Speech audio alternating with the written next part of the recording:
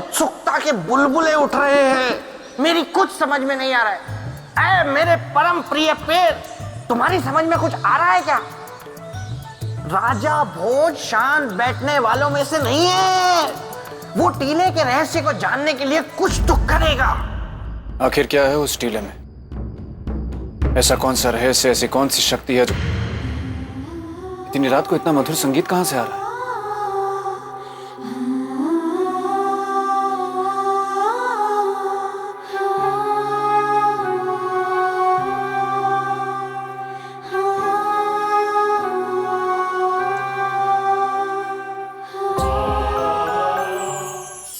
जीवित तितलियां?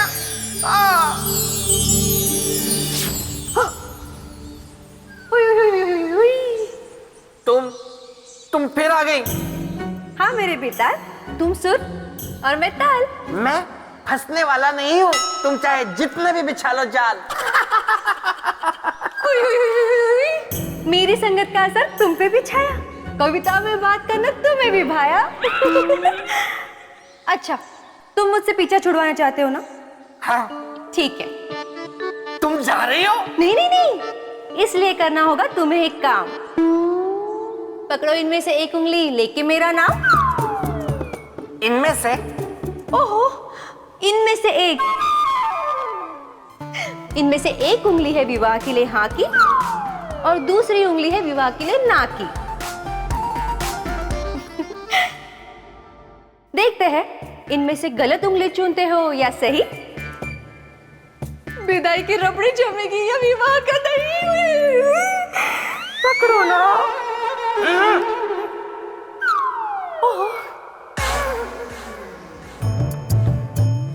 आज मैं ये कहानी खत्म कर दूंगा।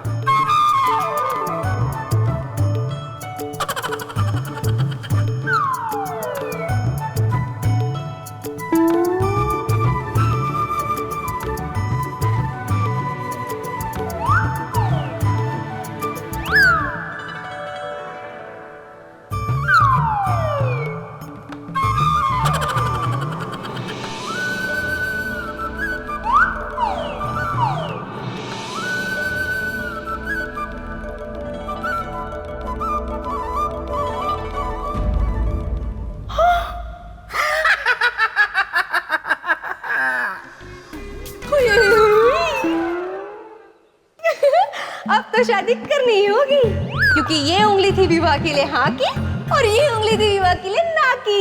नहीं, ये छल है, ये छल है, मुझे छला गया है। मुझे पता है, अगर मैं वो वाली दूसरी उंगली भी पकड़ता तब भी तुम यही कहती। हाँ, हाँ?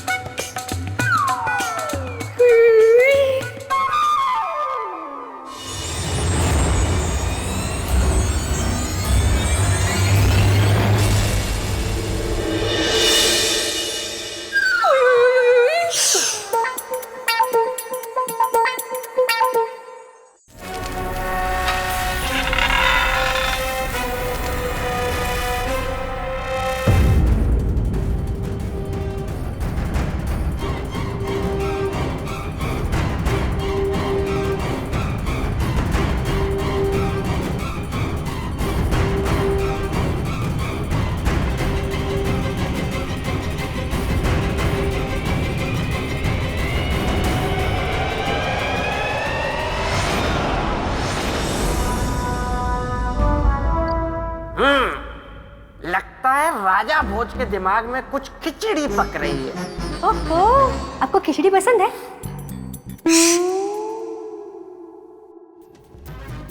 ये राजा भोज कहाँ जा रहा है?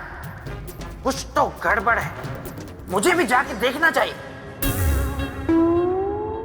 लेकिन इस बेतालनी का क्या करूं? सुन गई।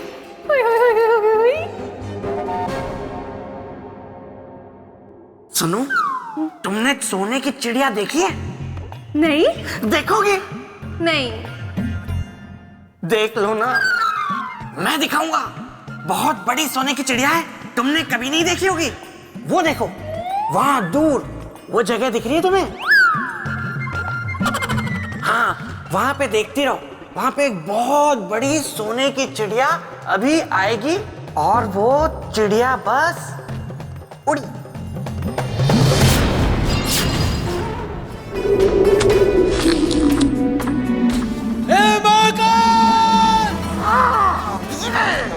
यदि यह सच है कि तेरी इच्छा के बिना एक पत्ता भी नहीं हिलता, तो ये निश्चित है कि इस टीले पर मेरा आना भी तेरी इच्छा है। इसलिए मुझे यहाँ लाने वाला भी तू है, और मुझे इस टीले का रहस्य भी तू ही मुझे बताएगा। इसलिए मेरी प्रार्थना है तुझसे कि मुझे रास्ता दिखा मातार, इस टीले के रहस्य के बारे में बता। मुझे भी बताओ।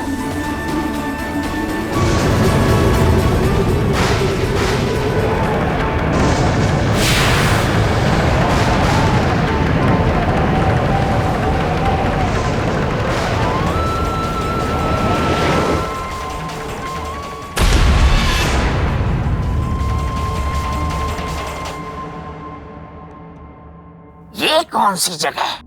मुझे भी देखनी पड़ेगी।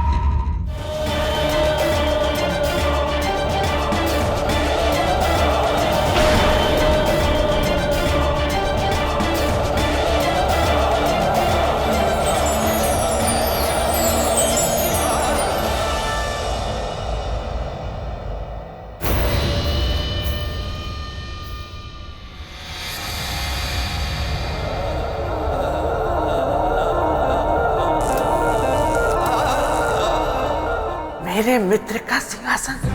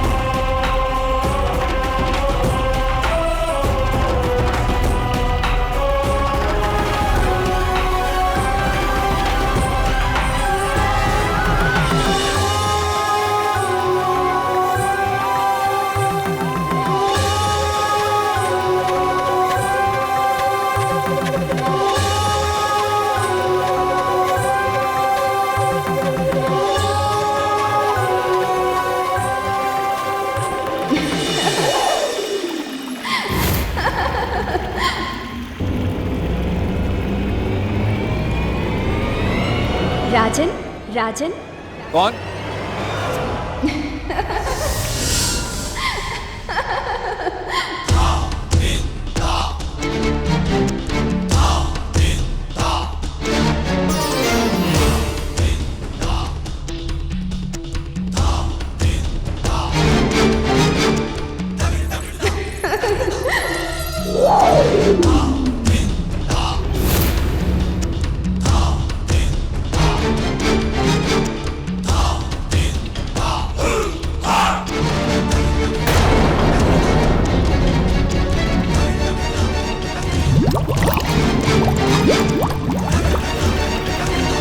चौंकिए मत राजन,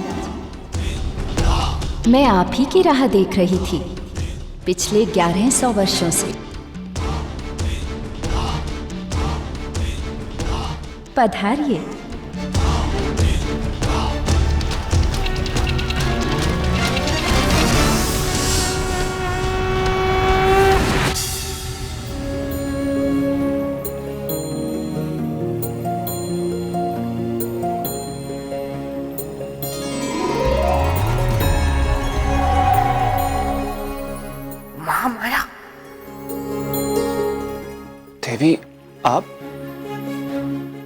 आप और मेरी राह, और वो भी पिछले 1100 वर्षों से। देवी, मैं कुछ समझा नहीं। अभी तो आए हैं, समझ जाएंगे। आप बस इतना समझिए कि व्यक्ति समय और भाग्य का दास होता है। उपयुक्त समय आया तो भाग्य ने आपको यहाँ तक पहुँचा दिया। अब इससे आगे आपके उद्देश्य तक आपको आपका कर्म ले जाएगा। कर्म का धर्म जग में अति महान, जो न समझे इसके मर्म को वो व्यक्ति मूर्ख महान। देवी, परंतु आप हैं कौन?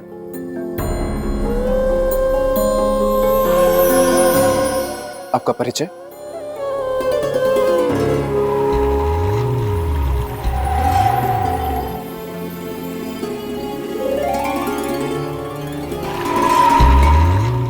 रहस्य का भंवर बहुत तेज और गहरा होता है राजन।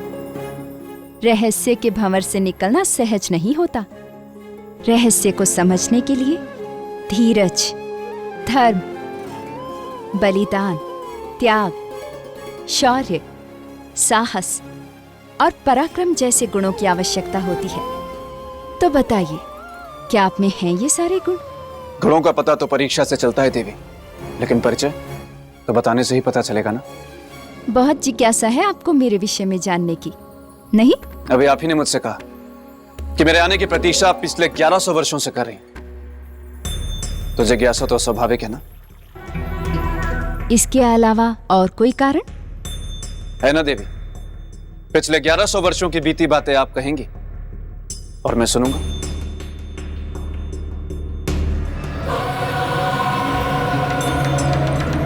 माया में खोया, माया में लिप्त, माया में रचा बसा ये संसार। सबको दिखता सच, पर ये सारा जग माया का भ्रमजाल। देवी, मैं कुछ समझ नहीं पाया। क्या रहस्य? नहीं, आपका परिचय? हाँ। मेरा नाम महामाया है। मैं रक्षिका हूं यहाँ की। किसकी? इस स्थान की या फिर इस सिंहासन की? केवल सिंहासन कहना इस सिंहासन का अपमान होगा राजन, क्योंकि ये कोई साधारण सिंहासन नहीं है। ये न्यायप्रिय चक्रवर्ती सम्राट विक्रमादित्य का अति असाधारण सिंहासन है। चक्रवर्ती सम्राट विक्रमादित्य? देवी, लेकिन ऐसी क्या विशेषता है सिंहासन में? विशेषता ये है कि न्याय का सिंहासन है। सिंहासन 32, जिसे देवराज इंद्र ने पृथ्वीलोक के महापराक्रमी सम्राट विक्रमादित्य के न्याय से प्रसन्न होकर स्वयं उन्हें भेंट दिया था। एक मनुष्य के न्याय से प्रसन्न होकर देवताओं ने एक ऐसा अनोखा उपहार भेंट किया। प्रणाम देवी। बेताल, तुम यहाँ? मैं कहां से आऊं? रास्ता। श्रीमान, कहाँ रहे आप? देवी, ये विचित्र प्राणी कौन है? श्रीमान, संभाल के। नहीं गया देवी। मैं भला अपने मित्र की नगरी छोड़ के कैसे जा सकता हूँ? मित्र की नगरी? चक्रवर्ती सम्राट विक्रमादित्य का मित्र हूँ मैं। नाम है बेताल, गलने नहीं देता किसी की दाल।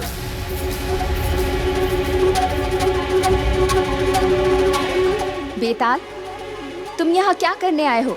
देवी, जहाँ मेरे मित्र विक्रमादित्य की चर्चा हो रही हो, वहाँ मेरा होना तो अनिवार्य है ना देवी।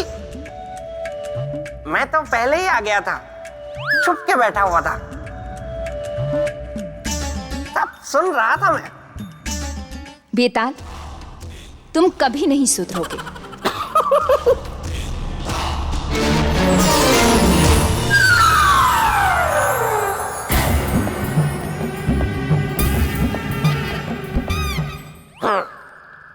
गई। हाँ तो मैं यहाँ हूँ बेताल।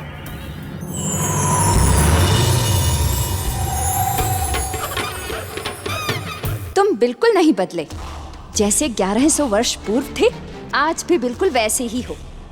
बड़ी कठिनाइयों के साथ मैंने सिंहासन के स्थान को गुप्त रखा था तुमसे, पर शायद राजा भोज ने तुम्हें वो मार्ग दिखा दिया।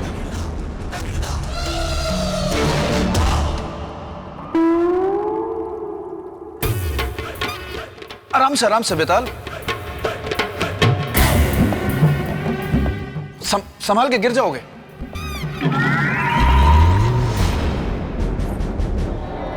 ग्यारह 1100 वर्षों के उपरांत आपके दर्शन और इस सिंहासन के दर्शन करके मैं बहुत प्रसन्न हो गया हूँ। कहीं तुम्हारी प्रसन्नता हमारी चिंता का कारण न बन जाए। नहीं नहीं नहीं नहीं नहीं देवी, कदापि नहीं। मैं तो आपका सहायक बनूंगा और राजा भोज को अपने मित्र के बारे में ज्ञान दूंगा, क्योंकि मेरा मित्र विक्रमादित्य कोई साधारण मनुष्य नहीं था। आप बिल्कुल ठीक कह रहे हैं। सर्वप्रथम भोज के प्रणाम को स्वीकार करें, श्रीमान बेताल।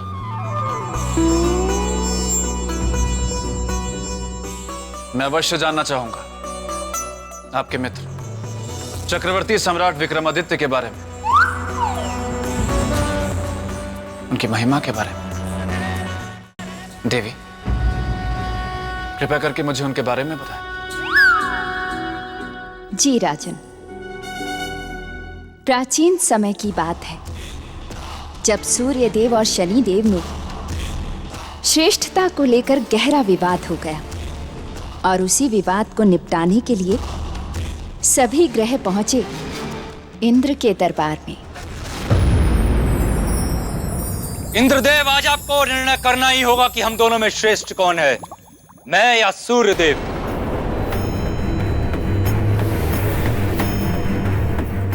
शनिदेव, इसमें कोई संदेह नहीं कि सृष्टि के नियमों के अनुसार सूर्यदेव ही सर्वश्रेष्ठ है।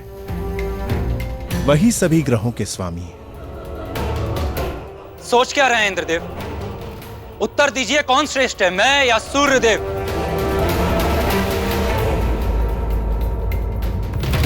सोच क्या रहे हैं इंद्रदेव? निर्णय दीजिए कि हम दोनों में श्रेष्ठ कौन है, मैं या फिर सूर्यदेव?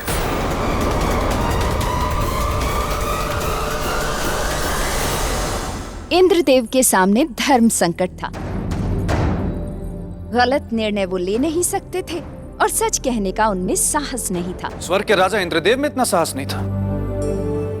शनि के क्रोध का भय था उन्हें, इसीलिए इंद्रदेव ने श्रेष्ठता के विवाद के निर्णय के लिए न्यायप्रिय राजा चक्रवर्ती सम्राट विक्रमादित्य को आमंत्रित किया।